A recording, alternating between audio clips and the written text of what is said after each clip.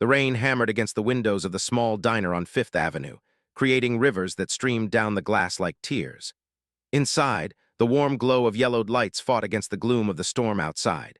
It was nearly 8 in the evening, and most of the dinner crowd had already left, heading home to their comfortable apartments and warm beds. Only a handful of people remained scattered across the worn vinyl booths, nursing cold coffee and picking at the last remnants of their meals. Wellington sat alone in the corner booth, a newspaper spread before him that he wasn't really reading.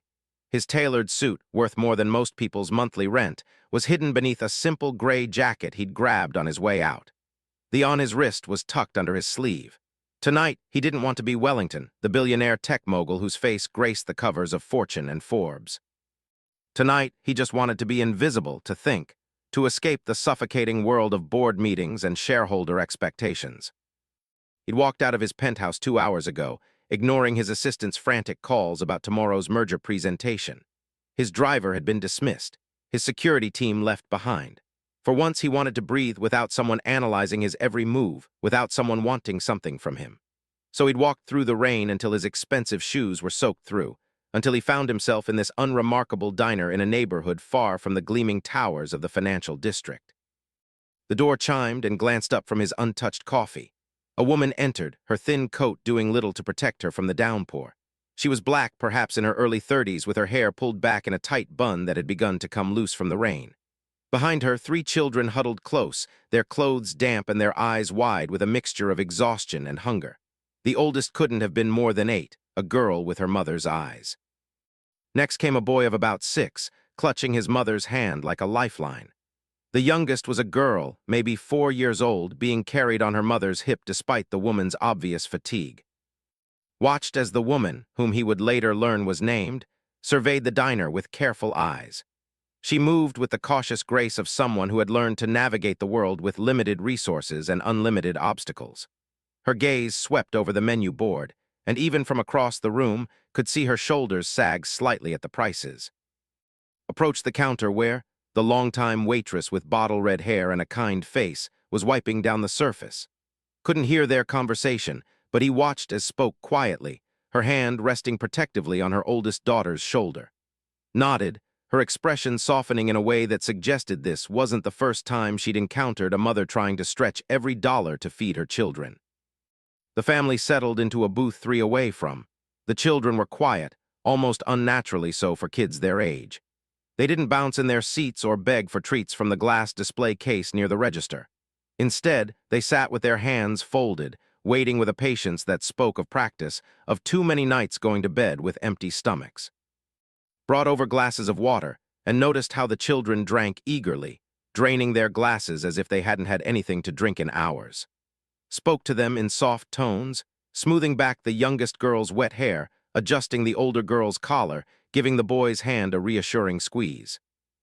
When returned to take their order, leaned slightly toward their booth, his journalist's instinct for stories kicking in despite himself. He'd built his fortune on understanding people, on seeing patterns others missed, and something about this family pulled at his attention. "We'll have 1 order of the spaghetti, please," said, her voice steady despite the slight tremor detected underneath. "And could we get an extra plate? Maybe 2. His eyes flickered with understanding and something that might have been admiration. "Of course, honey. I'll bring some extra bread, too, on the house." "That's very kind, but I can't." "It's old bread from this morning," interrupted gently. "We were just going to throw it out anyway. You'd be doing us a favor." It was a lie, new. He'd been watching for the past hour, and he'd seen her carefully package up the leftover bread to take home. But it was the kind of lie that preserved dignity, that allowed help to be accepted without shame. His eyes glistened for just a moment before she nodded, her throat working as she swallowed. "Thank you." As walked away, turned to her children. "Okay, Bobbies, we're going to share, all right? Everyone gets an equal portion and we eat slowly. We want to enjoy every bite." "I'm not that hungry, Mama," the oldest girl, whose name would learn was, said quietly. It was clearly a lie, given the way her eyes had fixed on the kitchen door where their food would emerge. "Me neither," added the boy, whose name was James.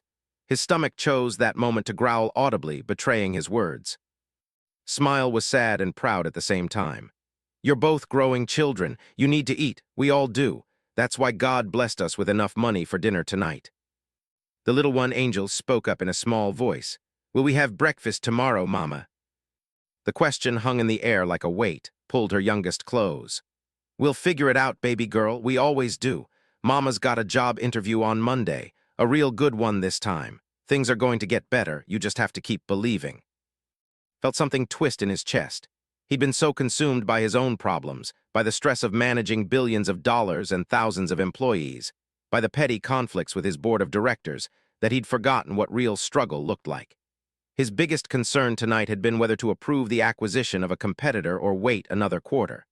Meanwhile, 3 booths away, a mother was trying to figure out how to feed her children breakfast. The spaghetti arrived, a single plate of pasta with meat sauce and a modest portion at that. Had been generous with the bread, though, bringing a basket that was fuller than standard. Carefully divided the pasta onto 3 smaller plates, giving each child an equal portion. She took nothing for herself, instead focusing on cutting up Angel's spaghetti into smaller pieces, wiping James's face with a napkin, encouraging to eat slowly. Mama, you're not eating, observed, her fork pausing halfway to her mouth. I had a big lunch today, lied smoothly. You know I can't eat too much at night anyway, it hurts my stomach. You go ahead, baby. Knew a lie when he heard one. He'd told enough of them in his corporate career. But this wasn't a lie meant to deceive or manipulate. It was a lie meant to protect, to ensure that 3 children could eat without the burden of guilt. He watched as the children ate, their initial hunger giving way to slower, more measured bites as their mother had instructed. They shared the bread, breaking pieces off for each other with a natural generosity that suggested this ritual of sharing was common in their household. Nibbled on a piece of bread, making it last, her attention focused entirely on her children rather than her own hunger. Tell me about your day, said, her voice warm despite her circumstances. What did you learn in school? His face brightened. We started learning about fractions, Mama. Mrs. said I'm really good at them. She said I have a gift for numbers. Pride shone in his eyes. That's my smart girl. You keep working hard in school, you hear me? Education is your ticket to a better life, all of you. She looked at each of her children in turn. You're going to go to college. You're going to have opportunities I never had, this right here. She gestured around the modest diner. This is temporary, but your education, your character, your faith, those are forever. I want to be a teacher like Mrs. announced, so I can help other kids learn. And I want to be a firefighter, James added, his chest puffing out slightly, to save people. What about you, Angel baby? Asked, smoothing her youngest daughter's hair. I want to be a mama like you, Angel said simply, her words carrying an innocence that made his throat tighten. His eyes filled with tears that she quickly blinked away. She kissed the top of Angel's head. You can be anything you want, baby girl, anything at all, and you're going to have the life you deserve, all of you are. Found himself unable to look away from this family. Here was, clearly struggling, probably skipping meals regularly to feed her children, possibly homeless or close to it based on the overstuffed bags he could see beneath their booth. Yet she spoke to her children with hope, with dignity, with an unshakable belief in their future. She wasn't teaching them to be victims. She was teaching them to dream. The contrast to his own children struck him like a physical blow. His son and daughter, both in their 20s now, had grown up with every advantage money could buy. The best schools, designer clothes, exotic vacations, trust funds that would keep them comfortable for life. Yet they'd grown entitled, disconnected from the value of hard work. His son had dropped out of 3 different universities. His daughter spent her days shopping and posting on social media, changing boyfriends like she changed handbags. When was the last time he'd had a real conversation with either of them? When was the last time they'd shared a meal that wasn't interrupted by phones and complaints about the food or service? When had they ever looked at him with the kind of pure love and admiration he saw in these children's eyes when they looked at their mother? Was counting out change from her worn purse now, carefully stacking quarters and dimes on the table. Could see her anxiety as she recounted, her lips moving silently. The check had left was for $8.40, had exactly $9.15 in change, 75 cents for the tip, leaving nothing extra. Something inside shifted. He'd spent his entire adult life building an empire, accumulating wealth beyond anything he could spend in 10 lifetimes. He donated to charities. His foundation gave away millions every year to causes he'd never personally witnessed. He wrote checks to organizations and attended galas where people thanked him for his generosity. But it had all become abstract, numbers on a balance sheet, tax deductions, public relations. This was real. This was immediate. This was a mother who had sacrificed her own meal to feed her children, who was teaching them values and hope despite having every reason to be bitter, who was fighting every single day just to survive while maintaining her dignity and raising her children with love. Made a decision. He stood up from his booth, his coffee still untouched and cold. He pulled out his wallet, carefully extracting several bills while keeping the wallet itself hidden. His fingers shook slightly as he approached the counter where was refilling salt shakers. He said quietly, his voice barely above a whisper, "The family over there, booth 6, I want to pay their bill and I want you to give them this." He pressed $500 in cash into her hand, folding her fingers around it. "Tell them it's from the diner, some kind of random act of kindness program or customer appreciation thing. Don't tell them it's from me. Can you do that?" His eyes widened as she looked down at the money in her hand, then up at. She'd been waitressing long enough to recognize quality when she saw it, despite his attempts to dress down. "That's a lot of money, sir." "It's not enough," said, and he meant it. "Those kids, their mother, they deserve so much more. Just please make sure they take it. And if she comes back, if she needs help, here's my card." He pulled out a business card, crossing out the company name and writing just his personal cell phone number on the back. "Tell her to call this number if she needs anything. A job reference, help with rent, whatever. No strings attached." Studied him for a long moment, then nodded slowly. "You're a good man. We don't see enough of those anymore." Shook his head. "I'm not, but maybe I can be better." He turned to leave, pulling up the collar of his jacket. As he reached the door, he paused and looked back one more time, was helping Angel into her thin coat, buttoning it carefully despite the missing buttons, was gathering their bags. James was clutching a piece of bread wrapped in a napkin, probably saving it for later. They were preparing to head back out into the rain, into whatever uncertain situation awaited them. The door chimed as stepped out into the night. The rain had lessened to a steady drizzle, but he barely noticed as he began walking. His mind was churning, processing what he'd just witnessed, questioning everything he thought he knew about success and happiness and purpose. He'd spent 30 years building his company, sacrificing relationships, missing his children's childhoods, always chasing the next deal, the next billion, the next recognition. And for what? So he could sit alone in a diner, hiding from his own life, feeling empty despite having everything. Meanwhile, had nothing by material standards.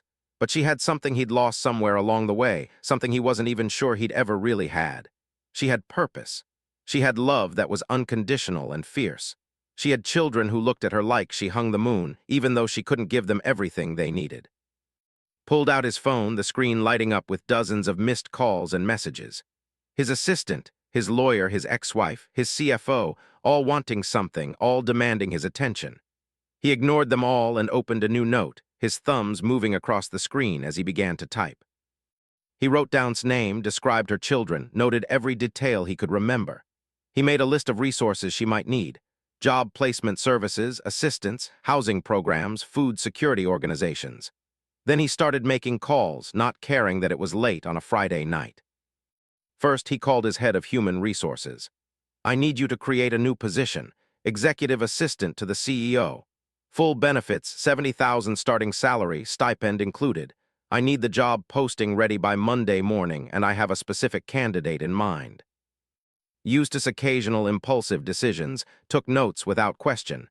"Should I run the usual background check?" "No, I mean yes, do the standard verification, but this is different. This is important. I'll email you the details." Next, he called his real estate manager. "David, I need you to do something for me. You know those apartments we own in the Riverside district? The renovated ones we've been holding for investment. I need one ready to occupy by next week. Fully furnished, 3 bedrooms. Those units are worth $3,000 a month. We have a waiting list." "I don't care about the waiting list. This is a special situation. Consider it corporate housing for a new employee. Just get it done." Call after call put pieces in motion. He contacted his foundation director about emergency assistance programs. He called his old friend who ran a nonprofit focused on single mothers. He even called his daughter, surprising her with a late-night conversation. "Dad, is everything okay?" sounded genuinely concerned. It wasn't like him to call after business hours. "I need your help with something," said, still walking through the rain-soaked streets. You're always talking about wanting to do something meaningful. I have an opportunity for you. He explained about and her children, leaving out identifying details but conveying the situation. I want to help her, but I don't want it to feel like charity. She's proud, and she has every right to be. I need someone who can connect with her, maybe help her navigate resources, be a support system. Would you be interested? There was a long pause. You're serious? Completely. Dad, I don't know anything about that kind of work. Neither do I, but we can learn. What do you say? Another pause, then, okay, yeah, I'm in, send me the details.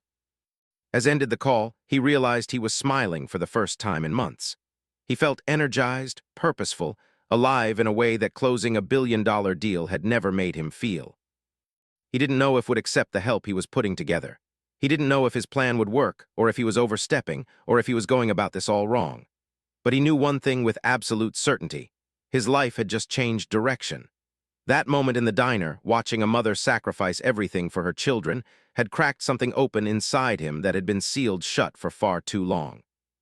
Hailed a cab, giving the driver his address. As the city lights blurred past the rain-streaked windows, he thought about the look in his eyes when she'd told her children that things would get better.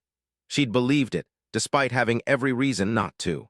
She'd chosen hope over despair, love over bitterness, dignity over victimhood. Tomorrow he would go back to being Wellington, billionaire CEO. But he would be a different version of that man. He would be someone who remembered what really mattered, who understood that true wealth wasn't measured in stock portfolios and real estate holdings. It was measured in the love between a mother and her children, in the kindness of a waitress who lied about old bread, in the resilience of a family that shared a single meal and called it a blessing. The cab pulled up to his building, where the doorman rushed forward with an umbrella, paid the driver and stepped out, looking up at the towering luxury high-rise that had been his home for the past decade. It suddenly seemed excessive, almost obscene, when 3 children were probably sleeping on a shelter cot or worse tonight. As he rode the private elevator to his penthouse, made another decision. This wasn't going to be a one-time thing, a moment of guilt-driven generosity that he'd forget about next week. This was going to be the beginning of something bigger, something that mattered. He would help and her children, yes. But he would also figure out how to do more, how to use his resources and influence to help others like her. Not from a distance, not through impersonal donations and foundation grants, but up close, personally, meaningfully. The elevator doors opened to his apartment, with its marble floors and floor-to-ceiling windows overlooking the city. Walked to the window and looked out at the glittering lights, each one representing a life, a story, a struggle he'd never know about. Somewhere out there was probably tucking her children into bed, telling them that better days were coming, believing in a future she couldn't yet see. Saturday morning arrived with pale sunlight breaking through the clouds that had dumped rain on the city all night. Woke early, something that was unusual for him on weekends. Usually he slept until noon on Saturdays, his body recovering from the grueling work weeks. But today felt different. Today, he had purpose burning in his chest like a fire that refused to be extinguished. He made coffee in his state-of-the-art kitchen, standing by the window as he watched the city wake up below him. His mind kept returning to the diner, to his face as she'd portioned out that single plate of spaghetti, to the way her children had looked at her with such trust and love. He wondered where they'd slept last night. He wondered if the money was supposed to give them had made any difference. The thought made him pause. What if had refused the money? What if his plan had backfired and she'd felt insulted or suspicious? He should have stayed, should have made sure, should have done more in the moment instead of running away like a coward. Set down his coffee cup and made a decision. He needed to go back to the diner. He needed to know what had happened. An hour later, dressed in jeans and a simple sweater, pushed through the door of the diner. It was busier during the morning shift, filled with construction workers grabbing breakfast before job sites opened, and elderly regulars reading newspapers over endless cups of coffee. Was there, moving between tables with the practiced efficiency of someone who'd been doing this job for decades. She spotted him immediately, her eyes widening slightly in recognition before she nodded toward the back booth. Slid into it, and she appeared a moment later with coffee and a knowing smile. "Figured you'd be back," she said, setting down the cup. "You had that look last night, the look of someone who's had their world shaken up." "Did she take it?" asked without preamble. "The money, did she accept it?" Pulled out her order pad, a cover in case anyone was watching, but her voice was low and meant only for him. At first, she didn't want to. Said she couldn't accept charity, that she'd paid her bill fair and square. I had to tell her 3 times that it was a real program before she'd even consider it. Finally convinced her by saying that the diner's owner had started a fund for families in need, and if she didn't take it, the money would just go to someone else anyway. And then, his expression softened. Then she cried, just sat there with her hands over her face, shoulders shaking, trying so hard to keep it quiet so her kids wouldn't see. But they knew. Those bobbies wrapped themselves around her like they were trying to hold her together, broke my heart and put it back together at the same time. Felt his throat tighten. Did she say anything about her situation? We talked for a bit after the kids fell asleep in the booth. Poor things were exhausted. Glanced around to make sure no one was listening. She's been staying at the women's shelter over on Madison Street. Got evicted from their apartment 3 months ago after she lost her job. She was working as a medical billing clerk, had been there for 5 years, but the company downsized. She's been applying everywhere, but nobody wants to hire someone who's been unemployed for months. Says they all think something must be wrong with her. That's ridiculous, said, his anger flaring. The economy's been brutal. Unemployment isn't a character flaw. You and I know that, honey, but try telling it to HR departments. Shook her head. She's got a job interview Monday morning, though, some temp agency. Doesn't pay much, but it's something. She's terrified she won't make it because she doesn't have proper interview clothes or for the little ones. The shelters doesn't open until 9 and her interview's at 8. Pulled out his phone and made a note. What else did she tell you? Studied him carefully.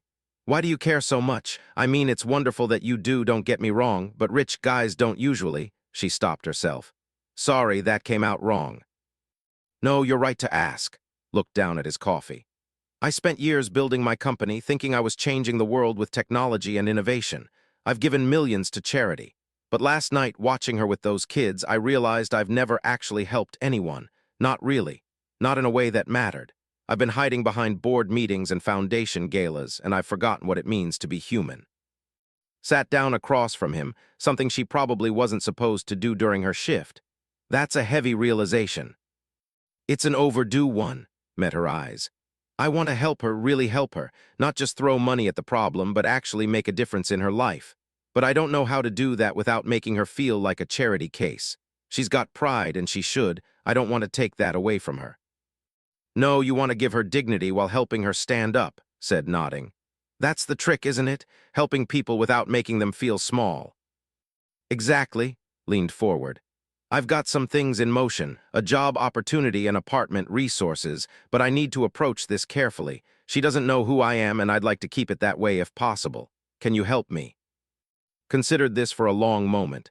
She's coming back today. Said she'd stop by around lunch to thank me properly for the kindness. You could accidentally be here. Would that seem suspicious? Not if you're just a regular customer, smiled. Rich folks eat in diners too, you know. Maybe you developed a taste for our coffee. Couldn't help but smile back. Your coffee is actually terrible. Best terrible coffee in the city, said proudly, standing up. You sit tight. I'll make sure you're here when she arrives. The morning passed slowly.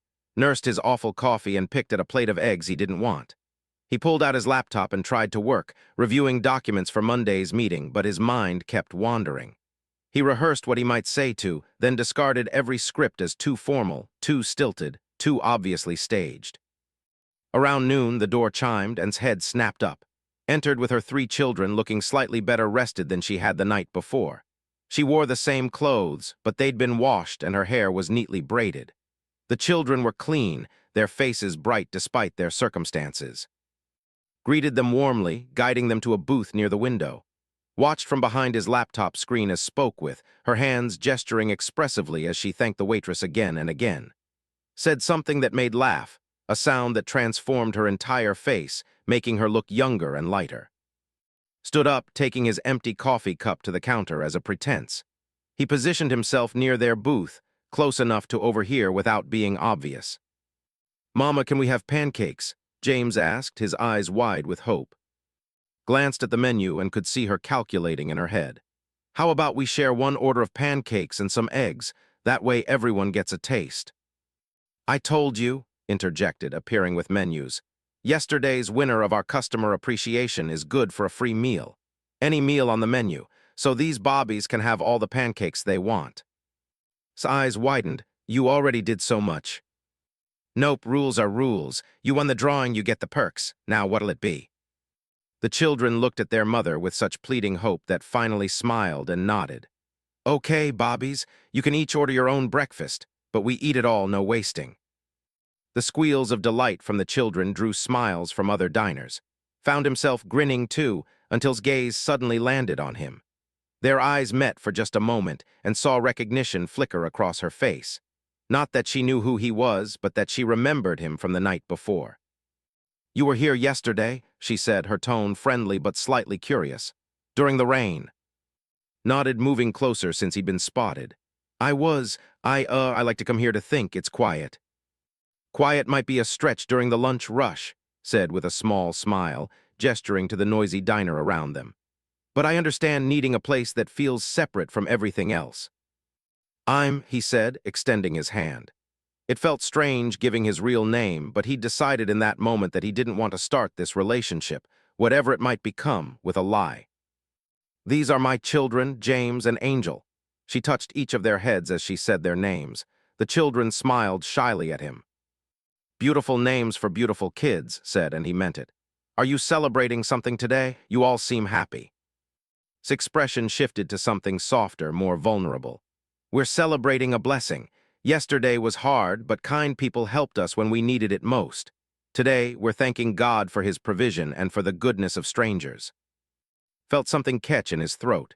Here she was, calling last night's help a blessing, attributing kindness to strangers and God, with no idea that he was the source.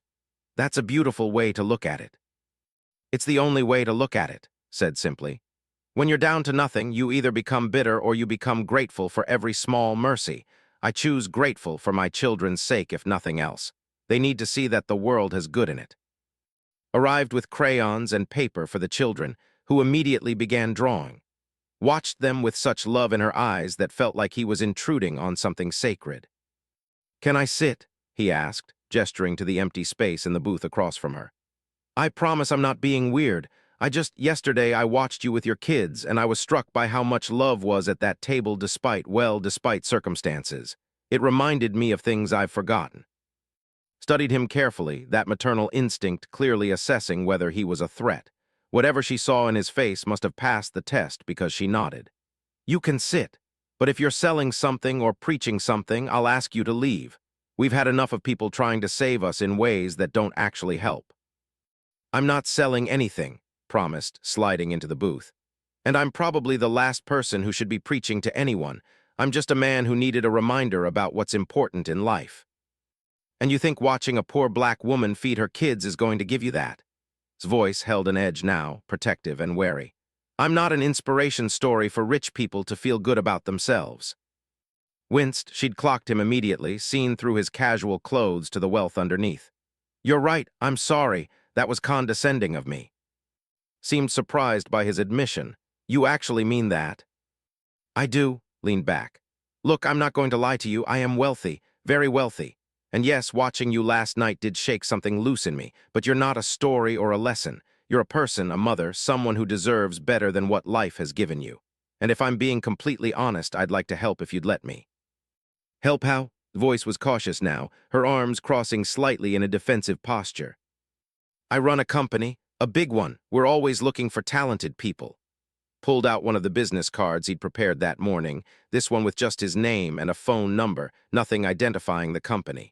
I heard you mention last night that you have an interview Monday. What if you had a better option?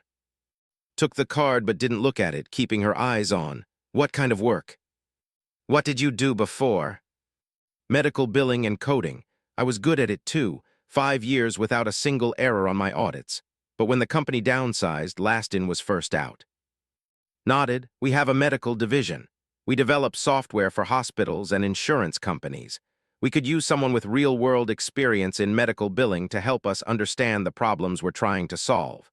The pay would be competitive, full benefits, including assistance. Why? Asked bluntly. You don't know me. Why would you offer me a job based on watching me eat dinner with my kids? It was a fair question, one had known was coming.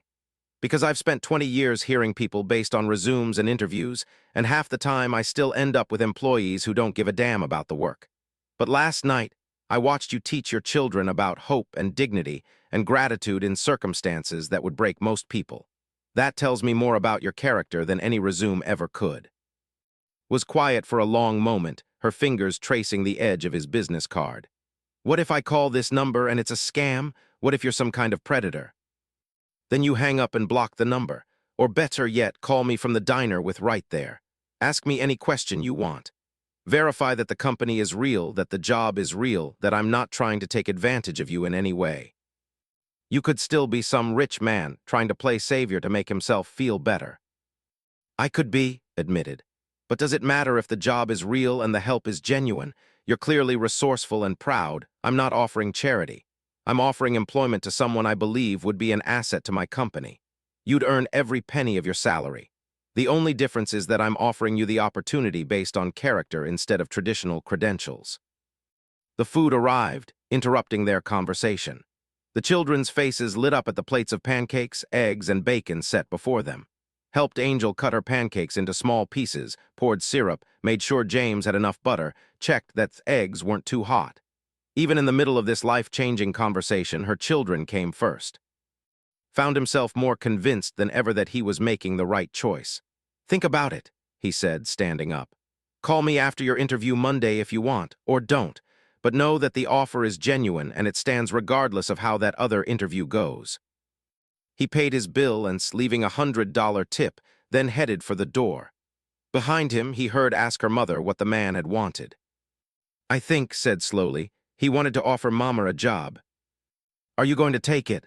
James asked through a mouthful of pancakes. I don't know yet, baby. I need to pray on it. Stepped out into the cool afternoon air, his heart pounding. He'd done it. He'd made the offer. Now it was up to decide whether to trust him. He spent the rest of the weekend in an unusual state of anxiety. He, who had nerved pitched to investors for hundreds of millions of dollars, who had negotiated with Fortune 500 CEOs without breaking a sweat, was nervous about whether one woman would call him. By Sunday evening, he'd checked his phone approximately 300 times. No call, no message. He told himself it was fine, that she was being careful, that she was probably focusing on her children and preparing for her Monday interview. Monday morning arrived and found himself unable to focus on work. His assistant noticed immediately. Are you feeling all right? You've been staring at the same page for 20 minutes. Looked up, realizing she was right. I'm fine, just distracted. By the new position we created. I have it posted, and HR is ready to conduct interviews starting next week. Actually, I might have a candidate already. She may be calling today. Raised an eyebrow but knew better than to ask questions. I'll make sure any calls to your direct line are put through immediately. The morning dragged on. Sat through a video conference where he barely contributed. He reviewed financial reports without absorbing a single number. He drafted emails that he deleted without sending. At 11:30, his phone rang. The number was unfamiliar. His heart leaped as he answered. Hello? Is this? The voice was cautious, slightly shaky. It is. Yeah, it's me. I'm calling from the diner. It's right here like you suggested. I'm glad you called. How was your interview? It was fine. They offered me the position. $22 an hour, no benefits, no help. They want me to start next week. His mind raced. $22 an hour was barely above minimum wage in this city, certainly not enough to afford and rent and all the other expenses of raising 3 children. And are you planning to accept? That's why I'm calling. Took a deep breath. I want to know more about your offer, but I need you to be straight with me. Who are you really? Looked you up after you left, said you're some kind of tech billionaire. Wellington, CEO of Wellington Innovations. So much for anonymity. Should have known would do her research. That's true. I should have been more upfront about that. Why weren't you? Because I didn't want you to see me as Wellington, billionaire. I wanted you to see me as just someone who was moved by your strength and wanted to help. Rich people don't help without wanting something back, said her voice hard. What do you want from me? Nothing beyond what I'd want from any employee. Show up, do good work, be honest, that's it. I don't believe you. I don't blame you, stood up, packing his office. I'm going to tell you something I haven't told anyone. Friday night, before I walked into that diner, I was considering selling my company, walking away from everything I'd built because it all felt meaningless.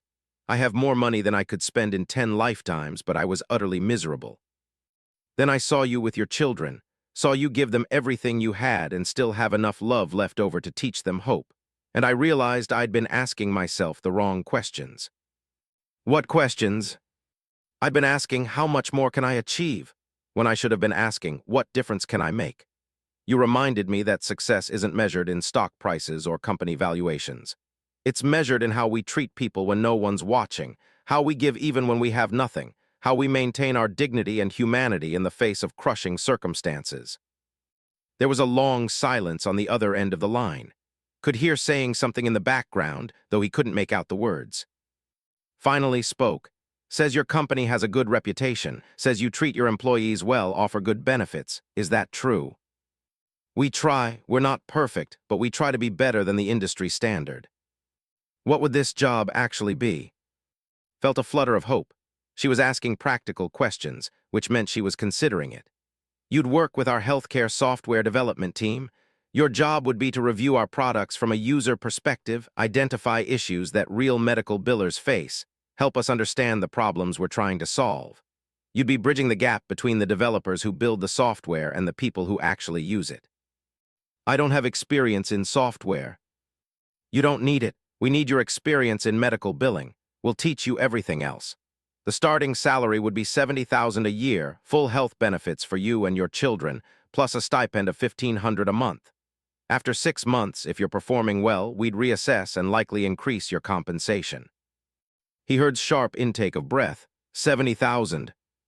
Plus benefits. And there's an apartment, corporate housing that we maintain for employees who are relocating or need temporary accommodation. 3-bedroom, fully furnished, in a good school district. You'd live there rent-free for the first 6 months while you get on your feet. This is too much. This has to be too good to be true. It's not. I swear to you, this is a genuine offer. The only thing I ask is that you sign the standard employment contract and confidentiality agreements, same as any employee. Why me? There have to be hundreds of people more qualified. Sat back down, choosing his words carefully. Because qualifications aren't everything. Because I believe character matters more than credentials. Because I watched you divide a single plate of food among your children and take nothing for yourself, and that told me you're someone who understands sacrifice and responsibility. Because when life knocked you down, you didn't give up or become bitter. You kept fighting for your kids, kept believing in better days. That's the kind of person I want in my company. Another long silence, could hear his heart beating in his ears. I need to think about this, finally said. Can I call you back tomorrow? Of course, take all the time you need. And whatever you decide, I want you to know that I meant what I said. This isn't charity. You'd be earning your salary. I genuinely believe you'd be valuable to the company. Tomorrow, repeated, and the line went dead. Set down his phone and let out a breath he didn't know he'd been holding. Poked her head into his office. Tuesday morning brought with it an unusual nervousness that couldn't shake. He'd arrived at his office at 6 in the morning, 2 hours earlier than usual, and had accomplished absolutely nothing productive. He'd rearranged the papers on his desk, made 3 cups of coffee he didn't drink, and checked his phone so many times that his assistant had asked if he was expecting an important international call. The truth was, he was waiting for decision, and the waiting was making him realize just how much her answer mattered to him. It wasn't about the money or even about feeling like a good person. It was something deeper, something he was still trying to understand. Maybe it was about redemption. Maybe it was about purpose.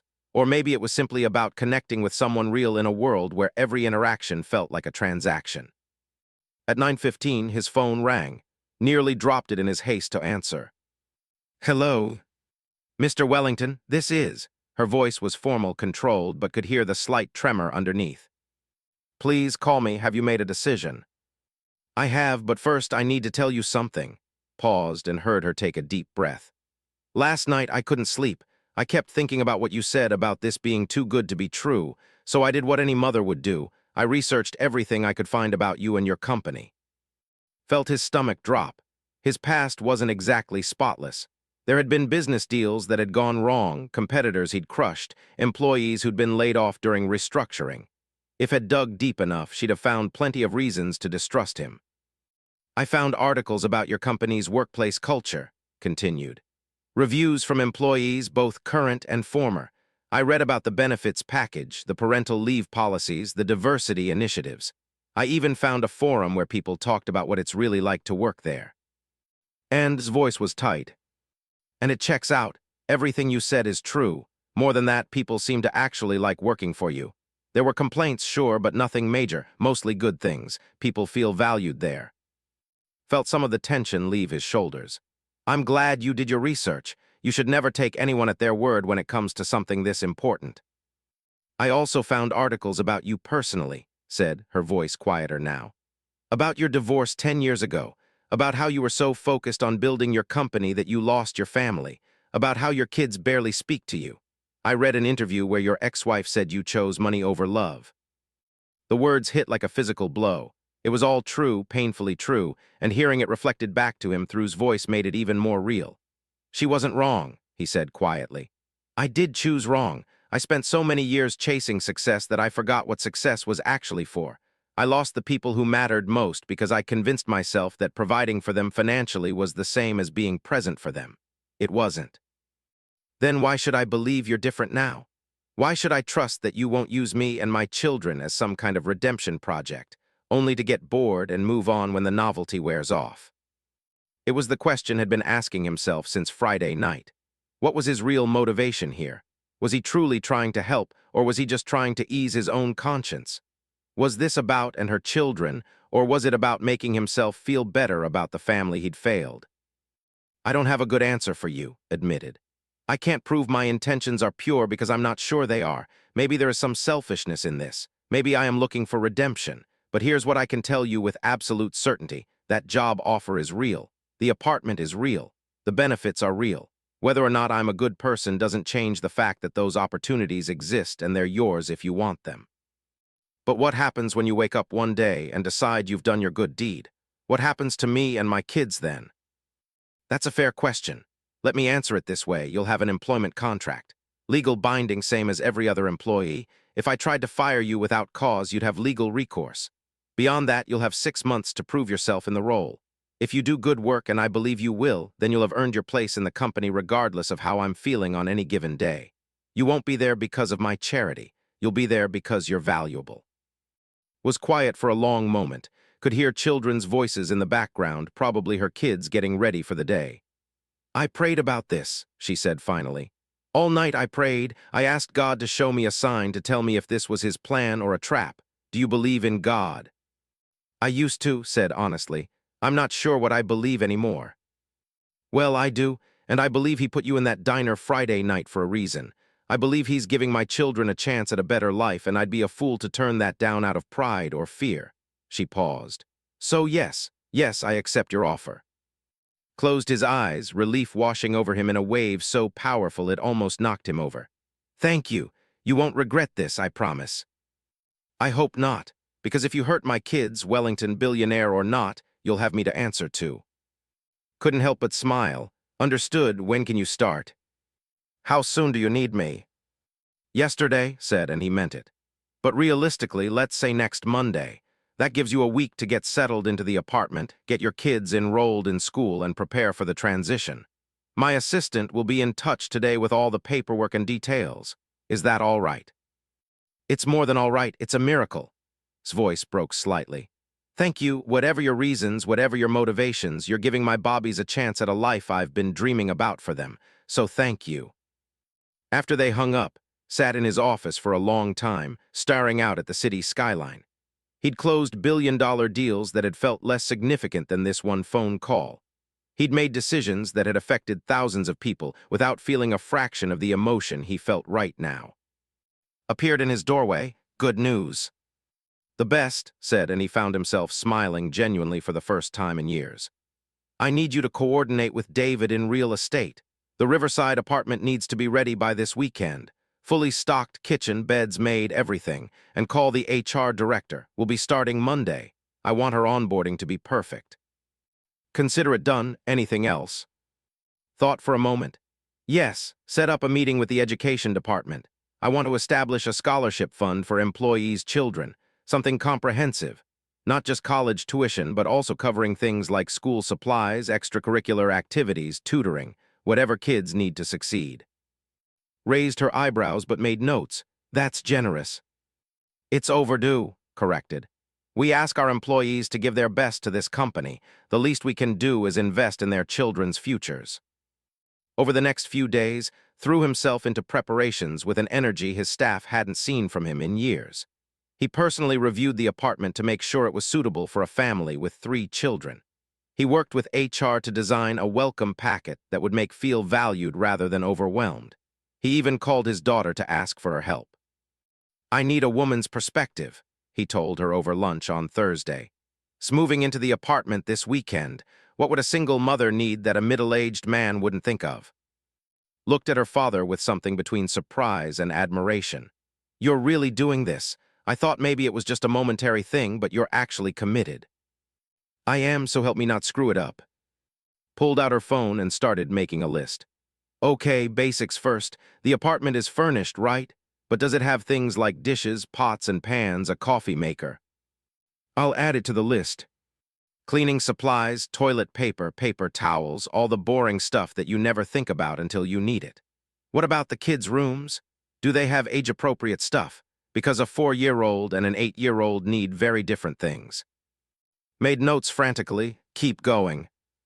Toys, books, art supplies. Kids need stimulation. A TV is fine, but they should have creative outlets too. Oh, and a first aid kit. Kids are constantly getting bumps and scrapes. Band-aids with cartoon characters, child-safe pain reliever, that kind of thing. This is exactly why I needed your help. Smiled and realized it was the first genuine smile she'd given him in months, maybe years. I'm actually proud of you, Dad. This is a good thing you're doing. I'm trying to be better, to do better. Does this mean you're going to start being more present in my life too? The question was light, but heard the hope underneath it. He reached across the table and took his daughter's hand. Yes, I know I've been a terrible father. I know I chose work over you and your brother for too long. I can't change the past, but I can try to do better going forward, if you'll give me the chance. Eyes glistened. I'd like that. I've missed you, Dad. The real you, not the CEO version. Saturday morning arrived with clear skies and a sense of anticipation that hadn't felt since he was a child on Christmas morning. He'd arranged for a moving service to transport and her children from the shelter to the apartment, but he stayed away from that part of the process. He didn't want to overwhelm her or make her feel like he was hovering. Instead, he waited until Saturday afternoon, then showed up at the apartment within tow. They knocked on the door, arms full of groceries and gifts for the children. Answered, her face lighting up with surprise. I wasn't expecting you. I hope you don't mind. I wanted to make sure you had everything you needed. This is my daughter. It's so nice to meet you, said warmly, extending her hand. Dad told me about your kids. I brought some things I thought they might like. Stepped back, inviting them in. The apartment was beautiful, filled with afternoon sunlight streaming through large windows. The children were in the living room, exploring their new space with wide-eyed wonder, was examining a bookshelf full of age-appropriate books. James was testing out the plush couch. Angel was holding a stuffed teddy bear that had been left in her room. Mama, is this really ours? Asked, her voice small and uncertain. Can we really stay here? Eyes filled with tears. Yes, baby, this is our home now. And set down their bags in the kitchen. Immediately began unpacking, chatting easily with about the apartment and the neighborhood. Watched his daughter interact with this family, seeing a warmth and genuine care in her that he hadn't witnessed in years. Maybe this was helping heal both of them. Mr. Wellington appeared at his side, holding a book. Thank you for helping my mama. She's been so worried and now she's happy. I haven't seen her this happy in a long time. Knelt down to Slevel. You're very welcome, and please call me Mr. Wellington. Makes me feel old. Are you rich? James asked, appearing on his other side with the bluntness only a 6-year-old could manage. James called from the kitchen. That's not polite. It's all right, said, smiling. Yes, I am. I've been very fortunate in my life. Mama says money doesn't make you rich. She says love makes you rich, and we're the richest family in the world because we have so much love. The simple words, spoken with complete sincerity, hit harder than any business setback ever had. out of the mouths of babes, as the saying went. Your mama is a very wise woman. She's absolutely right. But having money is nice too, right? James pressed. Because now we have a big house and mama doesn't look scared anymore. You're right about that too, agreed. Money can't buy the important things, but it can provide security and opportunity. It can give your mama one less thing to worry about so she can focus on what really matters, which is you three. Angel toddled over, still clutching her teddy bear. She looked up with those big, trusting eyes. Are you my friend? Felt his throat tighten. I'd like to be if that's okay with you. Angel nodded solemnly, then surprised him by holding up her arms. Looked too, who nodded permission. He picked up the little girl and she immediately laid her head on his shoulder, completely trusting, completely innocent. When was the last time someone had trusted him like this? When was the last time he'd been trusted to hold something precious? Appeared with her phone. Sorry, I have to capture this moment. Dad holding a child voluntarily. This is historic. Very funny, said, but he was smiling. He looked down at Angel, who was already half asleep on his shoulder, exhausted from the excitement of the day. Actually, go ahead, take the picture. The afternoon passed in a blur of activity. Helped organize the kitchen while entertained the older two children with card games he barely remembered how to play. They ordered pizza for dinner, and everyone sat around the table together, talking and laughing like they were a real family. As the evening wound down and the children started to show signs of fatigue and prepared to leave, walked them to the door, her expression grateful but also somewhat overwhelmed. I still can't believe this is real, she said softly. I keep thinking I'm going to wake up back in the shelter. It's real, assured her. And on Monday, you're going to start your new job and you're going to be great at it. What if I'm not? What if I fail? Then you'll learn and get better. That's what everyone does. I have complete faith in you. You've survived circumstances that would have broken most people. You've kept your children safe and loved and hopeful. You can absolutely handle a corporate job.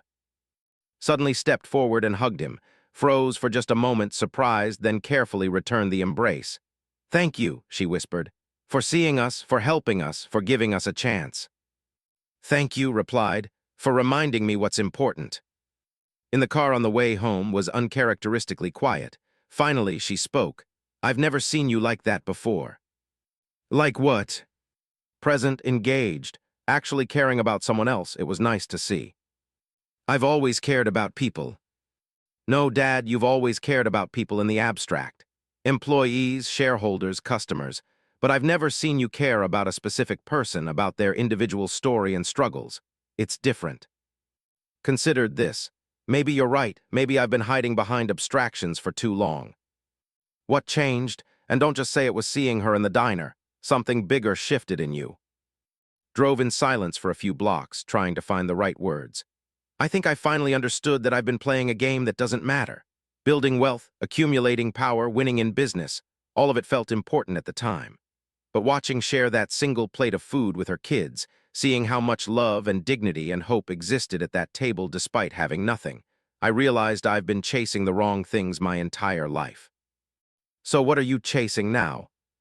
Connection, purpose, the chance to make a real difference in someone's life, not through foundation donations or corporate philanthropy programs, but directly, personally, meaningfully. Reached over and squeezed her father's hand. I'm really proud of you, Dad, and I'm glad you're letting me be part of this. Monday morning was in his office before dawn, too anxious to sleep. He'd arranged for to arrive at 9 after the morning rush so she wouldn't be overwhelmed. He'd also asked to personally handle her orientation, knowing his assistant's warmth and efficiency would put at ease. At 8:30, his phone rang. It was her voice tight with concern. We have a situation, just called. She can't make it in today. Felt his heart drop. Is she backing out? No, it's not that. Her youngest daughter, Angel, woke up with a fever. Doesn't have a pediatrician yet, and she's trying to figure out where to take her. She's terrified of missing her first day, but she can't leave her sick child. Was already standing, grabbing his jacket. Tell her to take Angel to Children's Hospital downtown. I'll call ahead to my friend who runs the pediatric department. Tell her not to worry about today. Family comes first always. We'll start her orientation whenever Angel is better. Are you sure? Most companies wouldn't. Most companies are wrong. Make the call. Spent the rest of the morning on the phone, pulling strings to get Angel seen quickly by the best pediatricians in the city. He arranged for a prescription to be filled and delivered to the apartment. He had his driver pick up soup and crackers and anything else a sick child might need. When he finally heard from that afternoon, her voice was thick with emotion. They said it's just a virus, nothing serious. She should be better in a few days. I can't thank you enough. The way everyone rushed to help us, the care she received, I've never experienced anything like it. I'm just glad she's going to be okay. Take the rest of the week off if you need to. Spend time with your daughter. But I haven't even started yet. I haven't earned any time off. You're part of our team now. That means we take care of each other. When someone's family needs them, they should be with their family. The work will still be here when Angel is better. After they hung up, sat back in his chair, a realization washing over him. For the first time in his professional life, he'd put an employee's personal needs ahead of business concerns without even thinking about it. The old would have been calculating the cost, worrying about setting precedents, concerned about appearing soft. But the new, the one who was learning that people mattered more than profits, had acted on instinct, and it felt right in a way that all his business successes never had. Appeared in his doorway. The team is asking questions, words gotten around that you personally intervened to help a new employee's sick child. People are impressed. They shouldn't be. It's basic human decency. Maybe so, but it's not common corporate practice. You're setting a new tone here, people are noticing. Looked out his window at the city below, thinking about all the people in all those buildings, each one with their own struggles and fears and hopes. How many of them were being treated like cogs in a machine rather than human beings with lives and families and needs? Good, he said finally. Let them notice. Maybe it's time we all remembered that business is made up of people, not just numbers on a spreadsheet. That evening did something he hadn't done in years. He went home at a reasonable hour, had dinner with his daughter, and spent the evening talking about life instead of work. They discussed, and her children, about what it meant to use wealth responsibly, about the difference between charity and dignity. You know what the best part of all this is? Said as they sat on his balcony watching the sunset. You're not doing it for recognition or tax breaks or good publicity. You're doing it because it's the right thing to do. That matters, Dad. It really matters. Looked at his daughter, really looked at her, and saw the woman she'd become despite his absence during her formative years. She was kinder than he'd ever been, more thoughtful, more aware of others' needs. Somehow, despite his failures as a father, she'd turned out to be a good person. Thank you for helping me with this, he said. I couldn't do it without you. Yes, you could, but I'm glad you're letting me be part of it. It feels good to do something that matters. As the sun dipped below the horizon, thought about the chain of events that had started with a simple decision to walk in the rain, to seek shelter in an unremarkable diner, to pay attention to a family sharing a meal. Such a small moment, yet it had changed everything. Would start work the following Monday and knew there would be challenges ahead. Integrating into a new work environment wouldn't be easy. There would be skeptics, people who questioned whether she'd earned her position or been given it out of pity. There would be adjustments and learning curves and moments of doubt. But also knew that it's something most of his employees lacked. She had resilience. She had determination.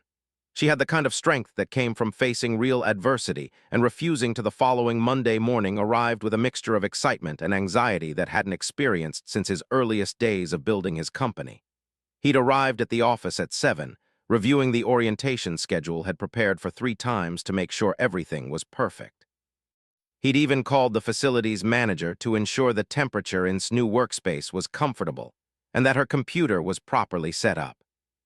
You're hovering, observed, appearing in his doorway with her tablet and a knowing smile. She's going to be fine. We've hundreds of employees. We know what we're doing. This is different, said, and he realized how true that was.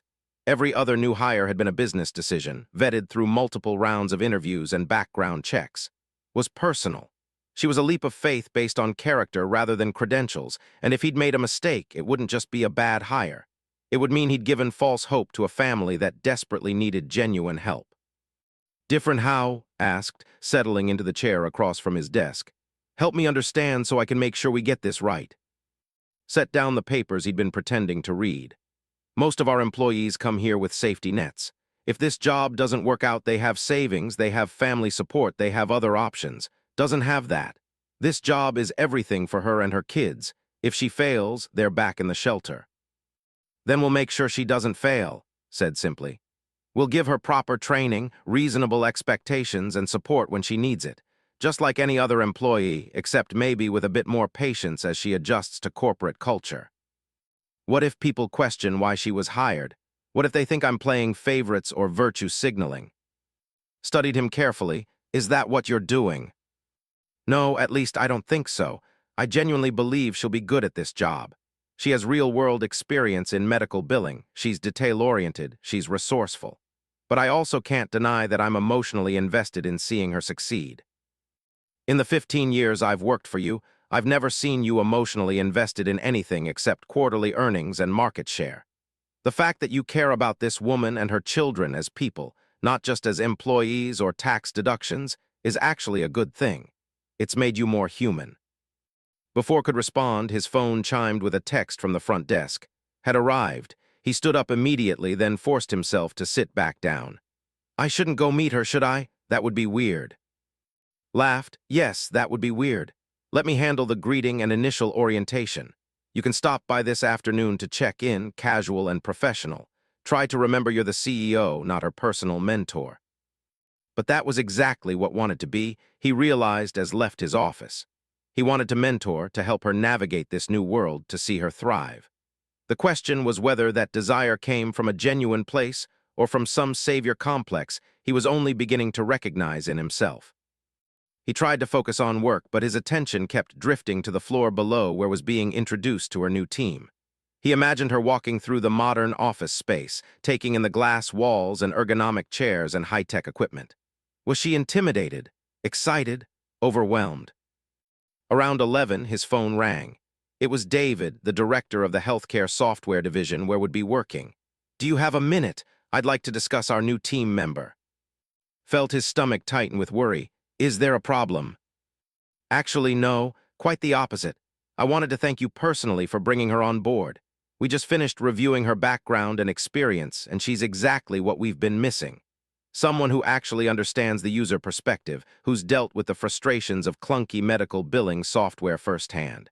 My team is already excited to work with her. Relief flooded through. I'm glad to hear that. How's she handling the transition? Remarkably well, considering. She's asking all the right questions, taking detailed notes, already identifying inefficiencies in our current interface design. Mentioned she doesn't have extensive corporate experience, but you'd never know it from watching her today. After they hung up, allowed himself a small smile of satisfaction. Maybe this was going to work after all. Maybe his instinct about its potential had been correct. The afternoon brought more positive reports. Had impressed the IT department with her quick grasp of their systems. She'd bonded with Sarah, another single mother on the team, who'd volunteered to help her navigate the unwritten rules of corporate culture. She'd even made the stern quality assurance manager laugh during a training session. At 3 o'clock, decided it was appropriate to stop by and check in.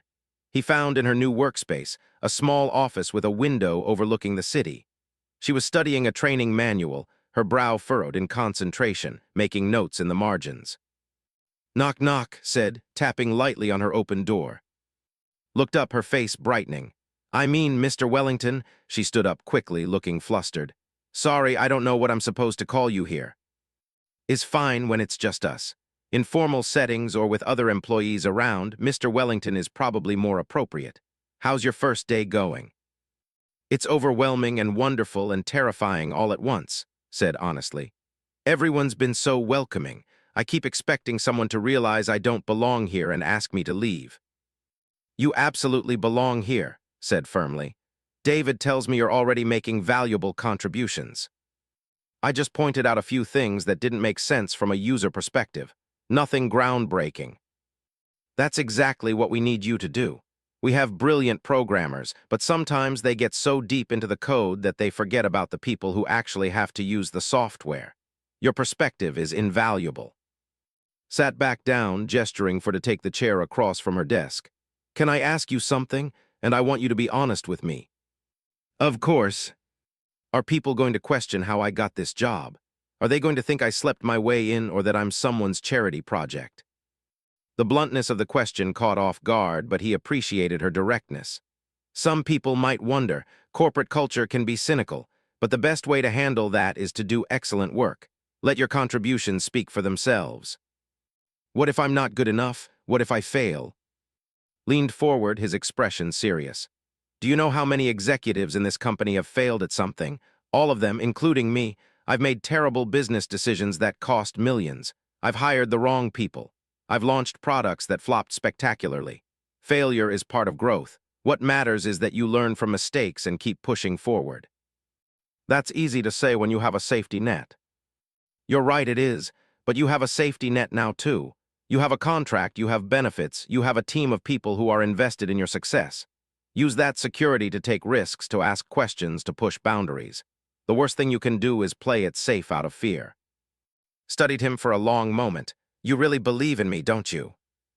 I do. More importantly, you need to believe in yourself. Over the next few weeks, watch transform. The tentative, uncertain woman from that first Monday gradually gave way to someone more confident and assured. She mastered the software systems quickly, impressed her colleagues with her insights, and became an integral part of David's team. But it wasn't just who was changing.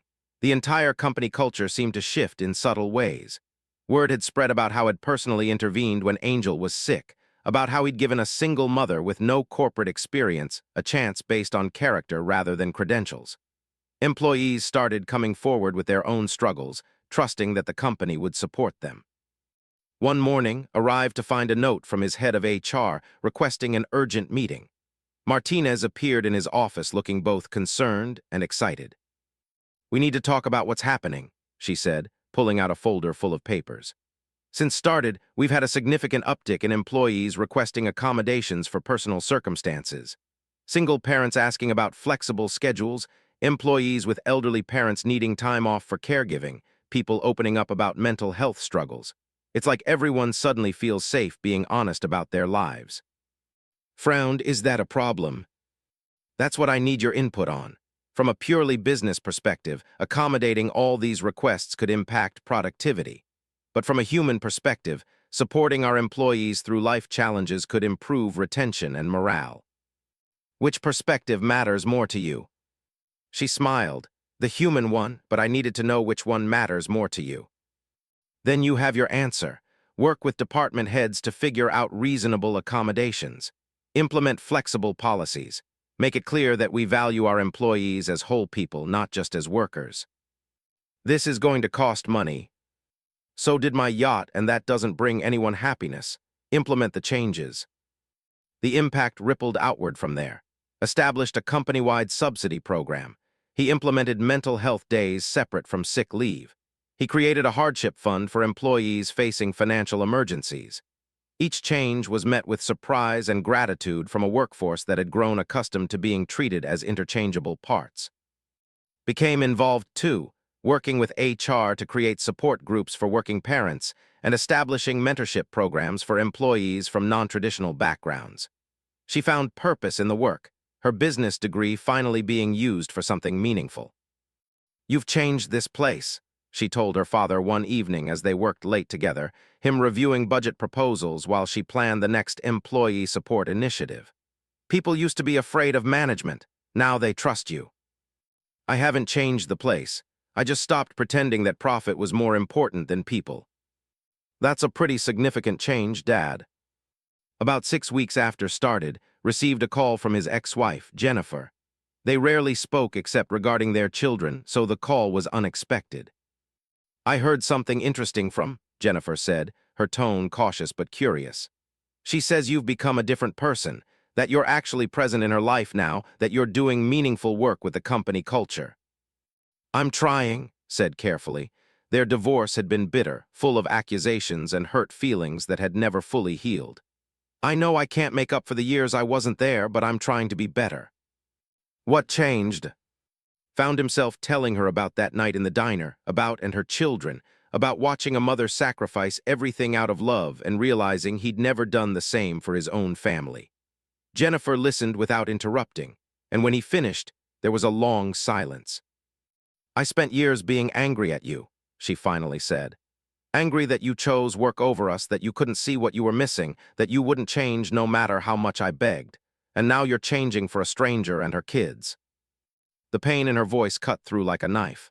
I'm sorry. You're right to be angry. You and the kids deserved better than what I gave you. I'm not angry anymore. I'm actually happy for you. And she's lucky to have someone believe in her the way you do. I just wish you'd been capable of that kind of belief in your own family. So do I, said quietly. Every day I wish I could go back and do it differently. We can't go back, but maybe we can go forward differently. Talks about you with genuine affection now. She's proud of you. That's something I never thought I'd see. After they hung up, sat in his office long into the night, thinking about the cost of his past choices and the weight of his regrets.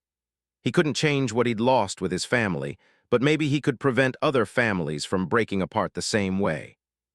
The next morning, he called an all-hands meeting, something he rarely did. The auditorium filled with curious employees, wondering what major announcement was coming. Stood on the stage, looking out at hundreds of faces, and for the first time in his career, he felt nervous about public speaking. I want to tell you about someone, he began. A woman named who joined our team about 6 weeks ago. Most of you probably don't know her story, and that's intentional. She values her privacy. But she's given me permission to share some of what I've learned from her because I think it's important for all of us to hear.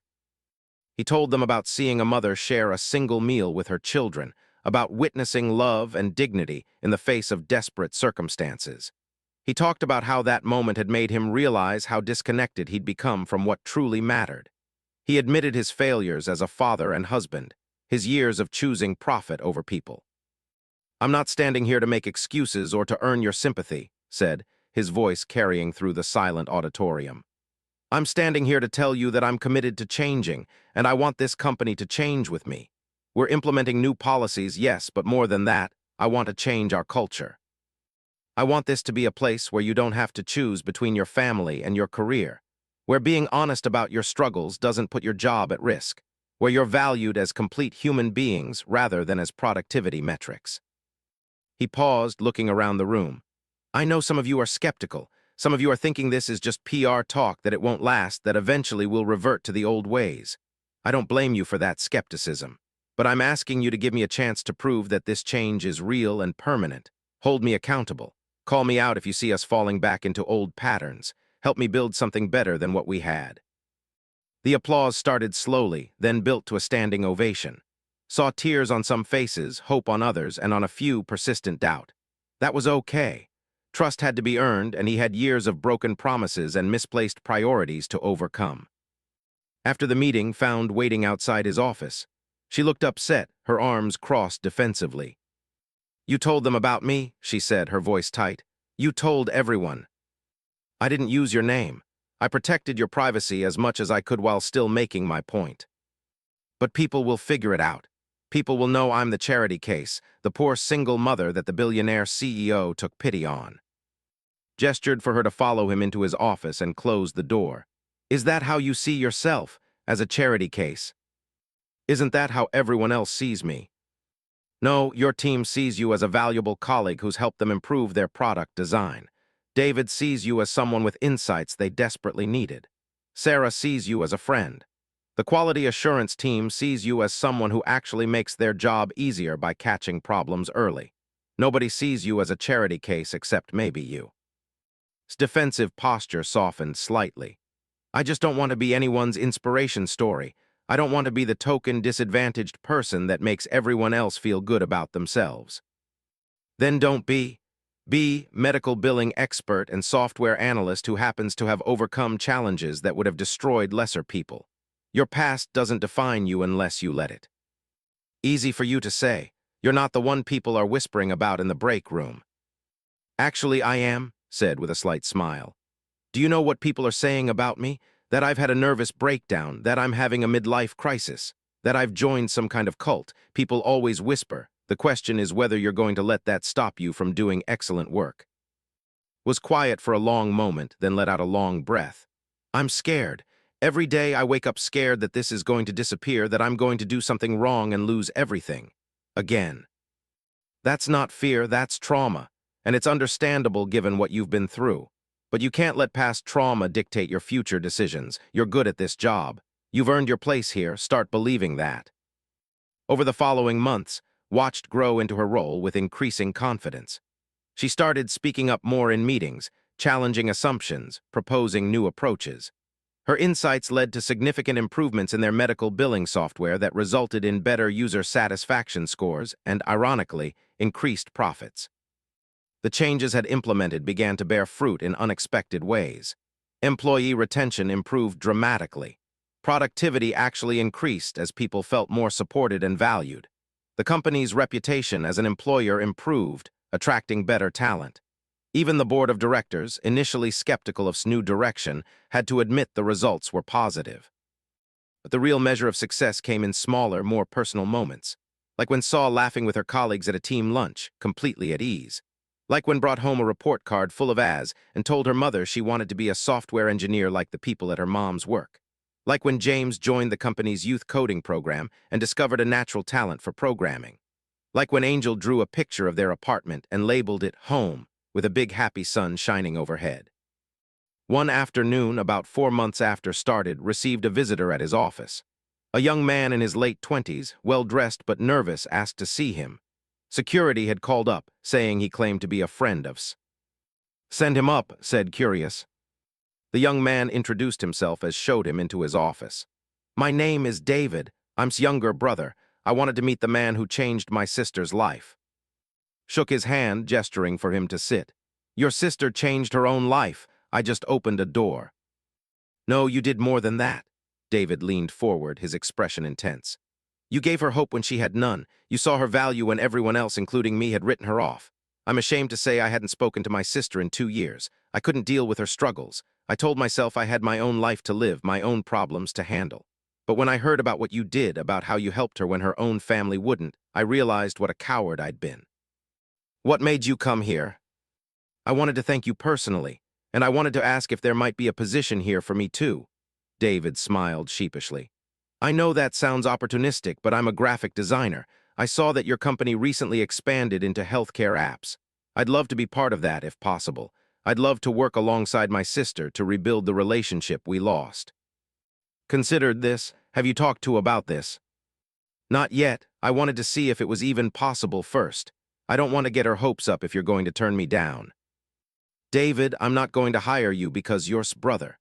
But if you're qualified, if you can contribute to our team, then I'm happy to have HR review your portfolio.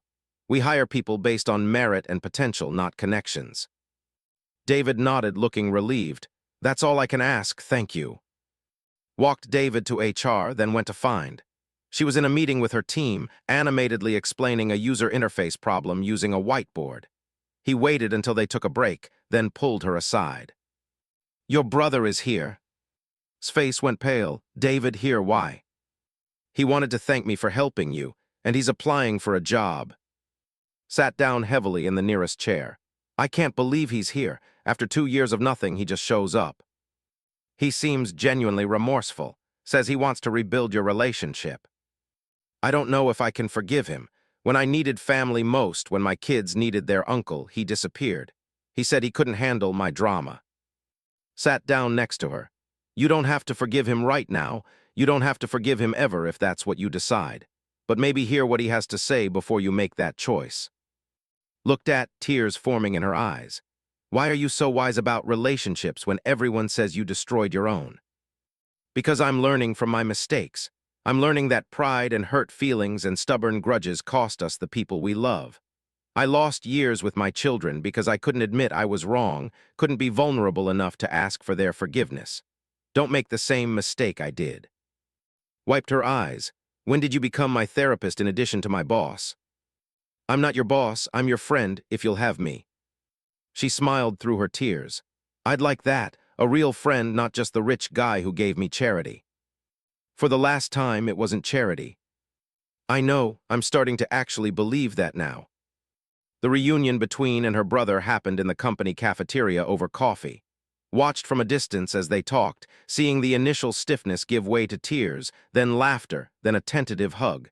Whatever happened next was up to them, but at least they were talking. That was a start. David did end up joining the company, hired on his own merits after a rigorous interview process. Made sure there was no special treatment, no shortcuts.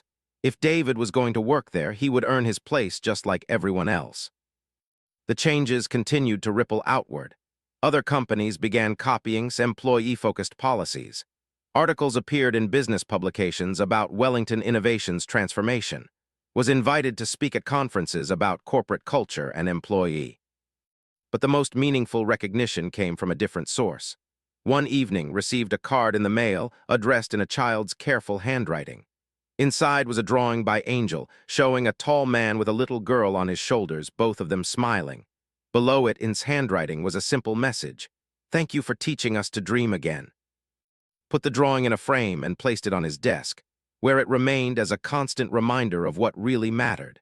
Not quarterly earnings or market share or industry recognition, but the simple act of helping another human being stand up, dust themselves off, and reach for a better future. That night, as left his office at a reasonable hour to have dinner with, he paused in the lobby of his building. Through the glass doors, he could see the city lights glittering in the darkness. Somewhere out there was probably reading bedtime stories to her children in their comfortable apartment. Somewhere, other families were struggling just as she had. Somewhere, other children were going to bed hungry. Couldn't save everyone. He couldn't fix all the world's problems or write all 8 months after that rainy Friday night in the diner. Wellington stood in the ballroom of a downtown hotel, surrounded by employees celebrating the company's annual holiday party. But this year felt different from all the years before. Instead of a stiff, formal affair with mandatory attendance and awkward small talk, the party buzzed with genuine warmth and connection. Families were invited. Children ran between tables while parents laughed and shared stories. It felt less like a corporate obligation and more like a reunion of people who actually cared about each other. Watched across the room, elegant in a simple blue dress that had helped her pick out. She was talking animatedly with a group of colleagues, her confidence so different from that first terrified day in his office. Stood beside her mother, wearing a dress she'd been so excited about, looking mature beyond her 8 years. James was racing around with other employees' children, his laughter echoing through the ballroom. Angel clung to his hand, but was smiling shyly at another little girl who was trying to coax her to play.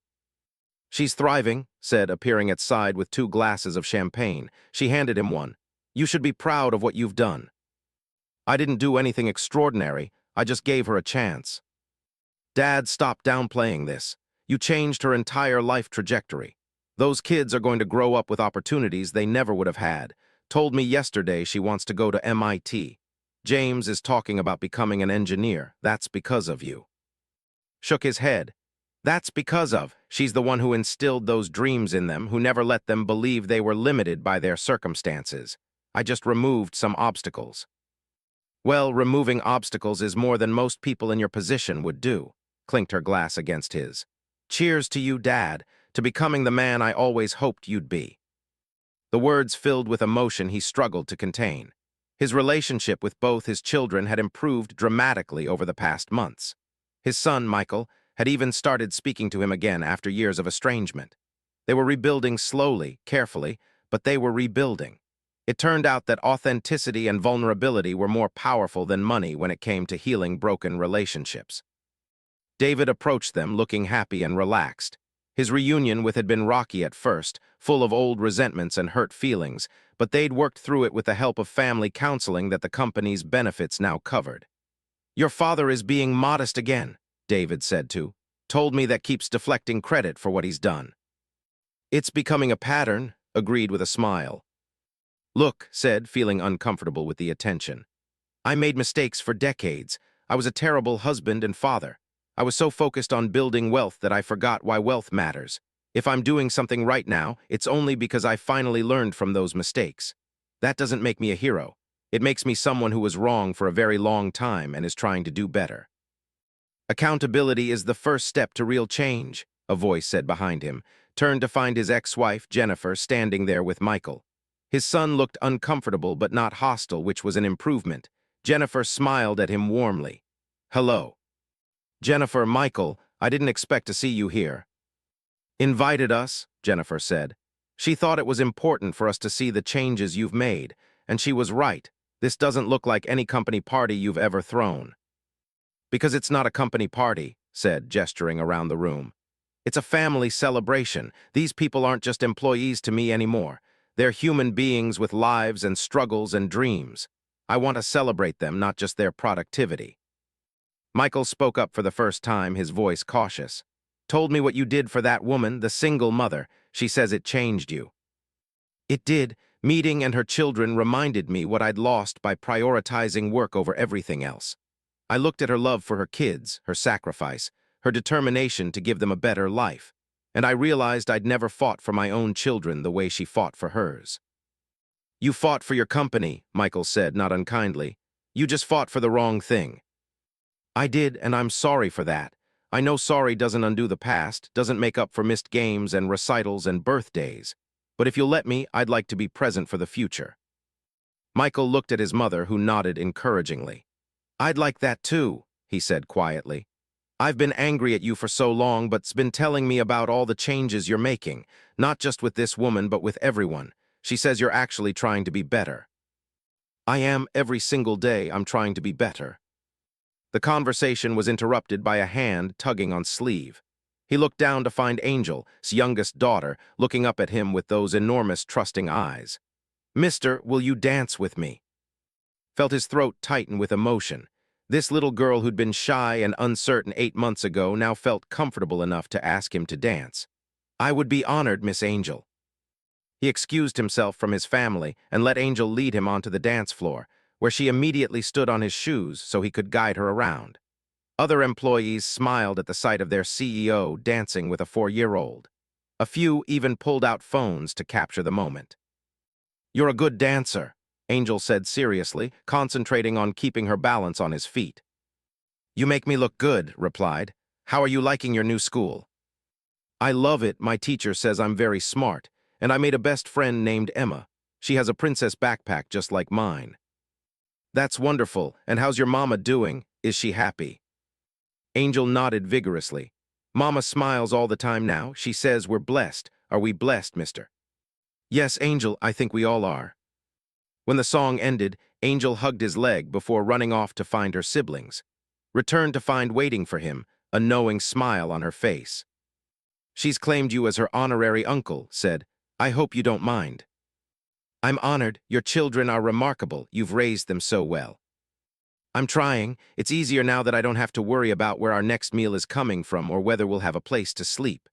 She looked around the ballroom, her expression thoughtful. 8 months ago, I was convinced my life was over. I thought I'd failed my children, that I'd never climb out of the hole we'd fallen into. And then you appeared like some kind of fairy godfather. I'm nobody's fairy godfather. I'm just a man who got a wake-up call. You're more than that. You gave me back my dignity. That's something I can never fully repay. Paused, seeming to gather her courage. I have something I want to show you. Can you come by the diner tomorrow morning, around 9? Was surprised by the request. Of course, is everything okay? Everything's perfect. I just want to show you something important. The next morning, arrived at the diner to find it more crowded than usual. Was there, of course, but so were several other people he didn't recognize. Stood in the center with her children, all of them looking excited and nervous. What's all this? Asked as he approached. This is the community that saved us, said, gesturing to the people around them. Who lied about old bread to preserve my dignity. Mrs. from the shelter who always made sure my kids had clean clothes for school. Father Michael from the church who gave us food without making us feel like beggars. These are the people who helped us survive the hardest time of our lives. Shook hands with each person, humbled by their simple acts of kindness. These weren't wealthy philanthropists or powerful business leaders. They were ordinary people who'd seen a family in need and helped however they could. I wanted you to meet them, continued, because I want you to understand something. You changed our lives, yes, but you weren't the only one. Every single person here made a difference. Every small kindness mattered. "'S right," said, stepping forward.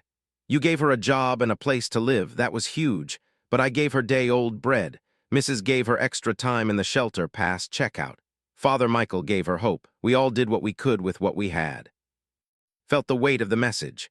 He'd been so focused on his own role and story that he'd forgotten about all the other people who'd helped along the way. You're right.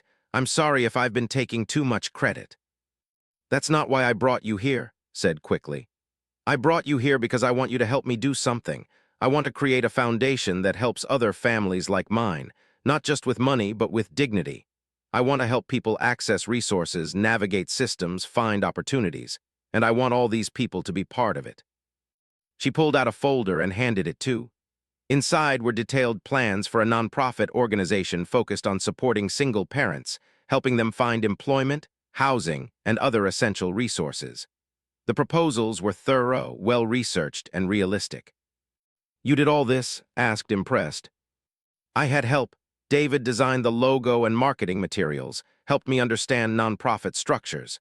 Sarah from work connected me with legal resources. But yes, this is my vision, and I'm hoping you'll help me make it real."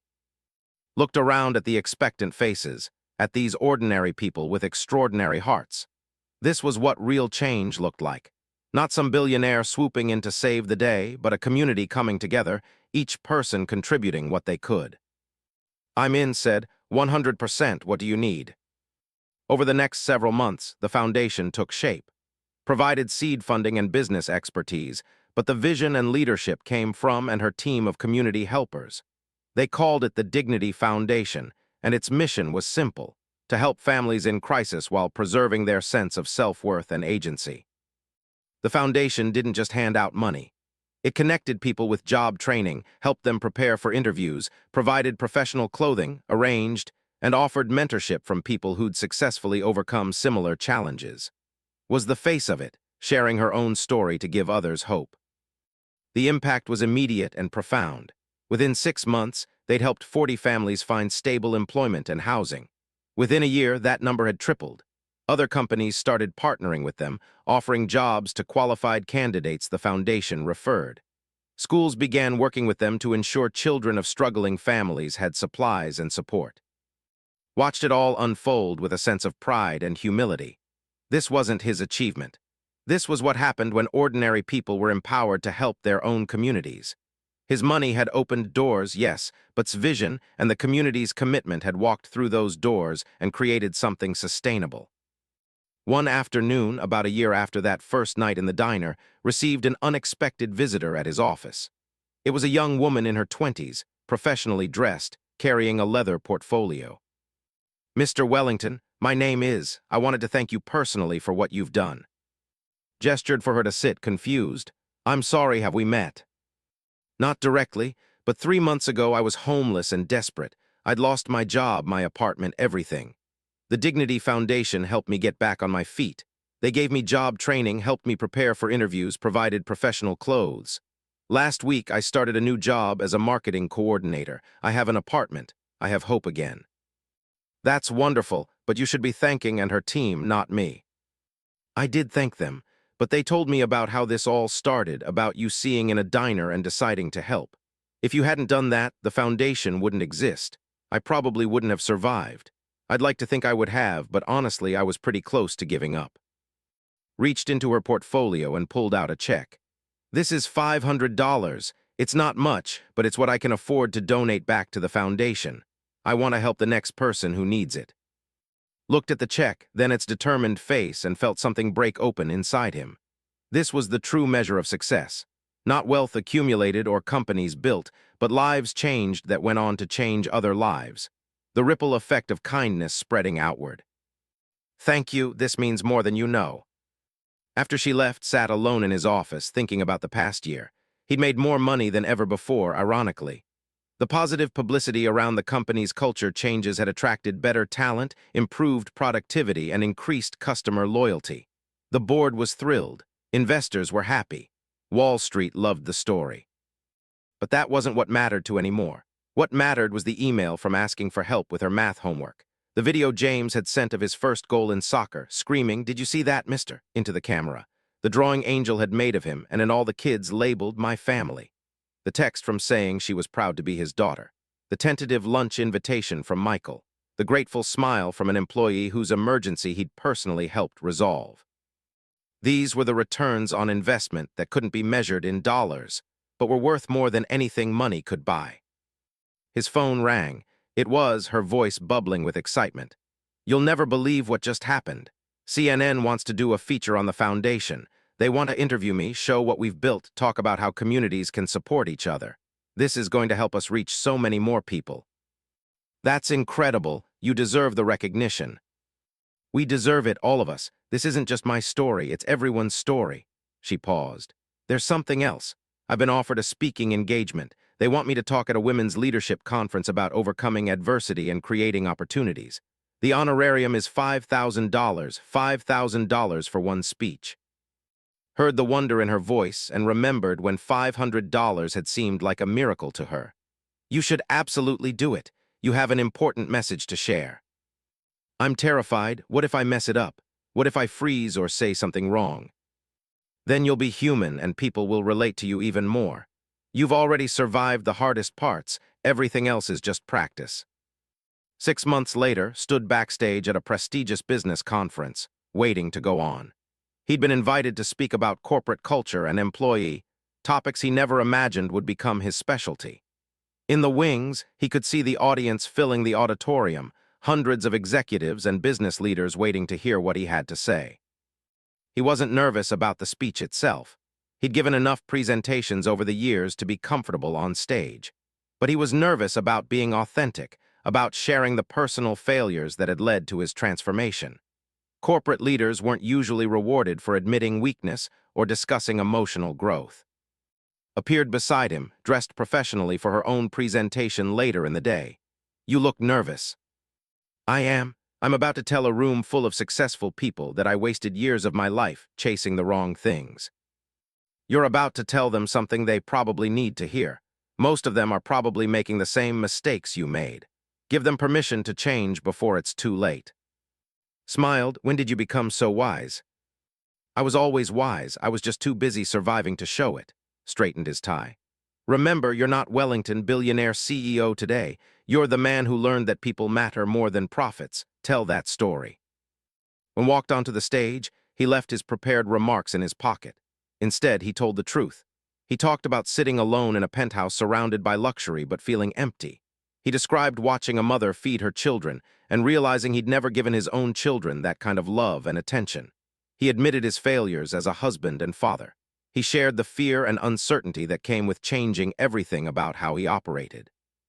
I thought success meant having the biggest company, the most money, the highest stock price, said, his voice carrying through the silent auditorium. But real success is measured in relationships built, lives changed, and dignity preserved.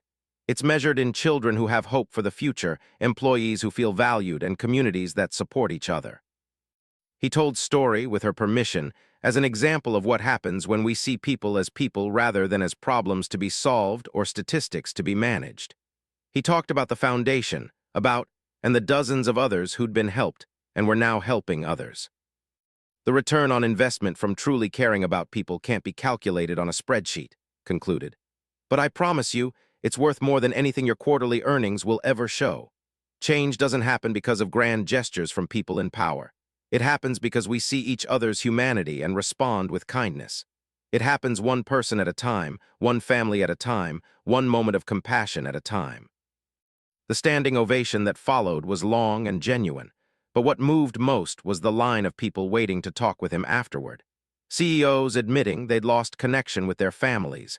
Executives confessing they felt empty despite their success. Business leaders asking for advice on how to create more humane workplace cultures. Spoke with each person, sharing contact information, offering resources, connecting them with foundation. He realized this was his new purpose, not building more wealth but helping others understand what truly mattered before they lost everything that was important. That evening had dinner with his entire family, something that hadn't happened in over a decade. Jennifer was there with her new husband, whom had made an effort to know and respect. Michael came with his girlfriend, the first time he'd introduced her to his father. Brought her partner, glowing with happiness. Eva and her children joined them, having become so integrated into life that the boundaries between employee and family had long since blurred. They gathered around a large table at a simple restaurant, nothing fancy or expensive, just good food and better company. The children chattered excitedly about school and friends and dreams. The adults shared stories and laughter, looked around at all these faces, these people he loved and who'd given him another chance, and felt something he hadn't experienced in his entire adult life. He felt complete. After dinner, as they were preparing to leave, Angel tugged on sleeve one more time. "Mister, are you happy now?" It was such a simple question from a child who'd witnessed his transformation from the beginning. Knelt down to her level, looking into those wise young eyes. "Yes, Angel, I'm very happy now." "Good, because you're sad sometimes when you don't think anyone is looking. But Mama says it's okay to be sad sometimes. She says being sad means you have a heart that feels things." Blinked back tears. "Your mama is very wise, and yes, I'm sad sometimes, thinking about all the time I wasted, but mostly I'm grateful. I'm grateful for second chances and for people who reminded me what really matters." Angel hugged him fiercely, then ran off to join her siblings. Stood, watching him with understanding in her eyes. "She's right, you know," said quietly. "You do look sad sometimes. Regret is a heavy thing to carry. I'm learning to let it go, to focus on doing better rather than dwelling on past failures. That's all any of us can do. Move forward with purpose, love with intention, and try to leave things better than we found them." Nodded, watching all the people he cared about heading toward the door. His old family and his new, biological children and chosen family, all mixed together in a beautiful, messy, perfectly imperfect blend. 2 years after that rainy Friday night, Wellington stood in the diner one more time. It had become a ritual, coming here on the anniversary of the night that changed everything. Was still there, older but still moving with that efficient grace. The diner looked exactly the same, unchanged by time or trends. Ordered coffee and sat in the same booth where he'd watched share a meal with her children. He thought about how much had changed since then. Was now the executive director of the Dignity Foundation, which had expanded to 5 cities and helped over 2,000 families. Her brother David ran the design department at Wellington Innovations, had been accepted into a prestigious prep school on full scholarship. James had become the star of his soccer team. Angel had lost her shyness entirely and now wanted to be president when she grew up.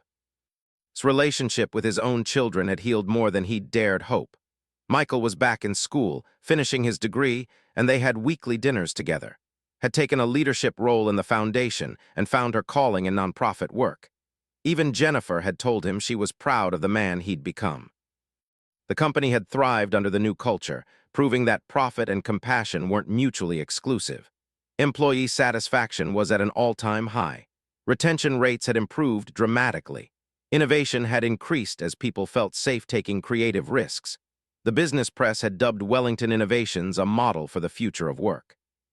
But none of those achievements mattered as much as the simple moments of connection had reclaimed. Birthday parties he actually attended. School plays he sat through with genuine interest. Phone calls from employees sharing personal news, not just business updates. Conversations with strangers who'd been helped by the foundation, directly or indirectly. Appeared at his table with a coffee pot. "Same booth, same day every year. You're becoming predictable in your old age." "Some things are worth being predictable about. This place changed my life." "You changed your own life, honey. You just needed a push to see what was right in front of you." She refilled his cup. "You know what I think? I think you were always capable of being this person. You just forgot for a while. All and her kids did was remind you." "Maybe you're right, but I'm grateful for the reminder." After walked away, pulled out his phone and sent a text to, "Thank you for trusting me 2 years ago. Thank you for showing me what strength really looks like. Thank you for being my friend." The response came quickly. "Thank you for seeing us. Thank you for caring. Thank you for proving that one person really can make a difference. The kids want you to come over for dinner tonight. Angel insists she's making dessert. Be warned." Smiled and confirmed he'd be there. He left money on the table for his coffee, adding a generous tip as always, and walked out into the afternoon sunshine. The city looked different to him now, full of possibility and connection rather than isolation and competition. Every person he passed had a story, struggles, dreams.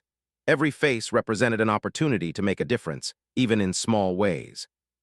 His phone rang. It was an unknown number, but answered anyway.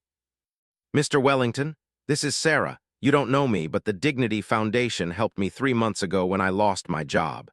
I just wanted to call and tell you that I started a new position today, and it's all because of what you and built. Thank you for giving people like me a second chance." "I'm so happy for you, Sarah, but deserves the credit, not me." "I spoke to her already. She said you'd say that. She also said you need to learn to accept gratitude gracefully." Laughed, she's probably right. Congratulations on your new job, Sarah. I wish you all the best. After he hung up, stood on the sidewalk for a moment, letting the weight of that call settle over him. This was the real wealth, the true measure of a life well lived. Not dollars accumulated or companies built, but lives touched and hope restored, and chains of kindness that extended far beyond anything he could track or measure. He thought about that version of himself who'd walked through the rain 2 years ago, lost and empty despite having everything money could buy. He'd been searching for something without knowing what it was. And he'd found it in the last place he expected, in a simple diner, in the face of a mother sharing her only meal with her children. Had taught him that wealth wasn't about how much you had, but about what you did with it. That success wasn't measured in stock prices, but in relationships built and lives improved. That power wasn't about control, but about lifting others up. That happiness couldn't be bought, but could be found in service and connection and love freely given. Pulled out his wallet and removed a small piece of paper he'd been carrying for 2 years. It was the original $500 he'd given that first night, which she'd secretly returned to him months later with a note saying he'd need it to help someone else someday. He'd been carrying it ever since, waiting for the right moment. He looked around the street at people hurrying past, each absorbed in their own worlds. A young woman sat on a bench nearby, her shoulders slumped in defeat, her eyes red from crying. Approached carefully, not wanting to startle her. "Excuse me, are you all right?" She looked up, surprised and wary. "I'm fine, thank you." "You don't look fine. I don't mean to intrude, but sometimes it helps to talk to a stranger." The woman studied him for a long moment, then her composure cracked. "I just lost my job. I'm a single mother with 2 kids, and I don't know how I'm going to pay rent or buy groceries. I'm terrified." Felt a sense of wash over him. Different woman, different circumstances, but the same desperate courage in her eyes. He pulled out the $500 and offered it to her. "This is for you, no strings attached. Use it to buy some time while you figure things out." She looked at the money, then at him, suspicion and hope warring on her face. "Why would you do this? What do you want?" "I don't want anything, but I want you to do something for me. When you get back on your feet, and you will, I want you to remember this feeling. And when you see someone else struggling, I want you to help them however you can. Pass it forward. That's all I ask." He pressed the money into her hand, along with a card for the Dignity Foundation. "Call them. They can help with job placement, whatever you need. Tell them sent you." Before she could respond, walked away, feeling lighter than he had in years. The cycle continued. The ripples spread. One person helping another who would help another who would help another. This was how the world changed, not through grand gestures, but through small acts of kindness across time and space. His phone buzzed with a text from, "Mom just called. She wants to know if you're free for lunch next week. All of us together. She says it's time we stopped being a divorced family and started being a family that happens to be divorced." Smiled and typed back, "I'm free. Thank you for making this happen." Another text, this one from Michael. "Hey Dad, my band is playing Friday night. Small venue, nothing fancy, but I'd really like you to be there, if you're not too busy." "I'll be there, front row. Proud of you, son." One more text from, "Angel wants to know if you can come to her preschool graduation next month. She's been practicing her walking across the stage for weeks. Says she needs her uncle there to cheer her on." "I wouldn't miss it for the world." Looked at his phone, at these messages from the people he loved, and realized he'd finally found what he'd been searching for his entire adult life. Not success in the traditional sense, not wealth or power or recognition. He'd found purpose. He'd found connection. He'd found love that wasn't contingent on what he could provide, but existed simply because he showed up, paid attention, and cared. The rain that had fallen 2 years ago had washed away more than just the grime of the city. It had washed away illusions about what mattered, his carefully constructed barriers, his belief that money could buy happiness. It had stripped him down to his essential self and given him a chance to rebuild something real. And with her 3 beautiful children and her unshakable dignity and her capacity to hope against all reason, had shown him the blueprint for that reconstruction. She taught him that strength came from vulnerability, that wealth was measured in love, and that the greatest success was helping others succeed. As walked toward his car, he passed a diner window and caught his reflection. He looked different than he had 2 years ago. Older, certainly, but also somehow lighter. The weight of isolation and meaningless ambition had been replaced by the much more bearable weight of purpose and connection. He thought about all the people whose lives had been touched by that single rainy Friday night. And her children, obviously, but also and Sarah, and the 2,000 other families the foundation had helped. His own children and ex-wife, whose relationships with him had been restored. His employees, who worked in a culture that valued their humanity. The young woman on the bench who would now have a chance to get back on her feet. And himself, who'd been drowning in wealth while starving for meaning. Who'd finally learned that the richest people weren't those with the most money, but those with the most love to give. He started his car and pulled into traffic, heading towards apartment for dinner. Angel's homemade dessert awaited, probably more enthusiastic than successful. Would want to show him her latest math project. James would demonstrate his new soccer moves in the living room, probably breaking something. Would roll her eyes but smile, comfortable in the chaos of family life. Smiled to himself, thinking about how a simple decision to walk in the rain had led to this moment. How paying attention to a mother sharing her only meal with her children had opened his eyes to everything he'd been missing. How one small act of kindness had rippled outward to touch hundreds of lives. Maybe that was the real lesson, that none of us are too lost to find our way back, that it's never too late to change, to grow, to become the person we were meant to be. That redemption doesn't come from grand gestures but from showing up every day and trying to do better than we did yesterday. As drove through the city toward the family that was waiting for him, he said a silent prayer of gratitude. Gratitude for rainy nights and simple diners. Gratitude for a woman brave enough to trust a stranger. Gratitude for children who reminded him what innocence and hope looked like. Gratitude for second chances and the wisdom to recognize them when they appeared. The traffic light ahead turned red and stopped, waiting patiently. Through the windshield, he could see the city stretching out before him, full of stories and struggles and small miracles waiting to happen. Somewhere out there, another person was facing their darkest moment. Somewhere, another family was sharing their last meal. Somewhere, another child was going to bed hungry. But somewhere else, someone was receiving unexpected help. Someone was getting a second chance. Someone was learning that they weren't alone, that people cared, that hope wasn't foolish but necessary. The light turned green and pressed the accelerator, moving forward into a future he'd never imagined but was grateful to be living. A future where wealth meant using what you had to lift others up, where success meant making a difference in individual lives, where happiness came not from what you accumulated but from what you gave away. He thought about words from that first phone call, about praying for a sign, about believing that God had put him in that diner for a reason. Whether it was divine intervention or simple chance, would never know. But he knew this. Sometimes the universe gives us exactly what we need precisely when we need it, even if we don't recognize it at the time. That rainy Friday night had needed to remember his humanity, had needed someone to believe in her potential. And somehow, impossibly, they'd found each other in a moment that changed both their lives forever. As he parked outside's apartment building and headed toward the elevator, felt a profound sense of peace. Not the peace of having arrived at some final destination, but the peace of knowing he was on the right path, the peace of living with purpose, the peace of loving and being loved in return. Angel's voice echoed through the hallway as he approached the apartment. "He's here, Uncle is here."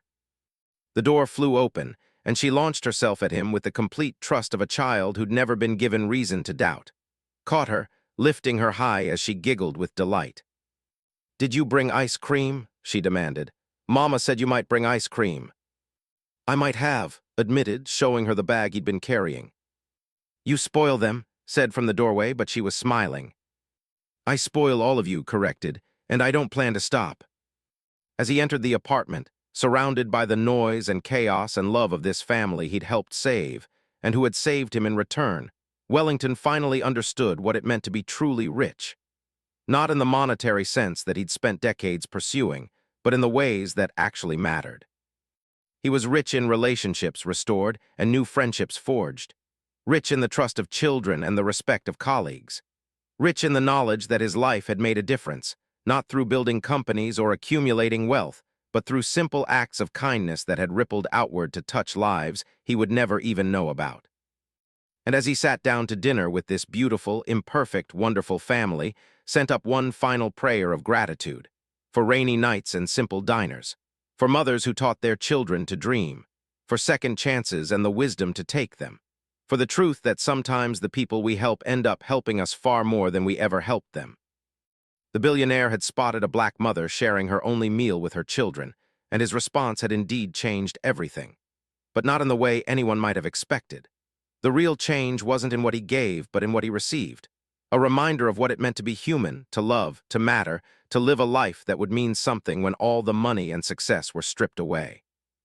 And that, finally understood, was the greatest wealth of all the injustices. But he could help where he could, when he could, in ways that preserved dignity and provided opportunity. And maybe, if enough people did the same, those small acts of kindness would add up to something transformative to yet break her. She would not only survive in his company, she would thrive. And watching her do so would be worth more than any business success had ever achieved. Everything okay? I don't know yet, admitted, but I hope so. And Wellington, who had everything and nothing, made a silent promise to a woman who would never know his name. He would be better. He would do better. He would make sure that when he looked in the mirror, he saw someone worthy of the second chance he'd been given tonight.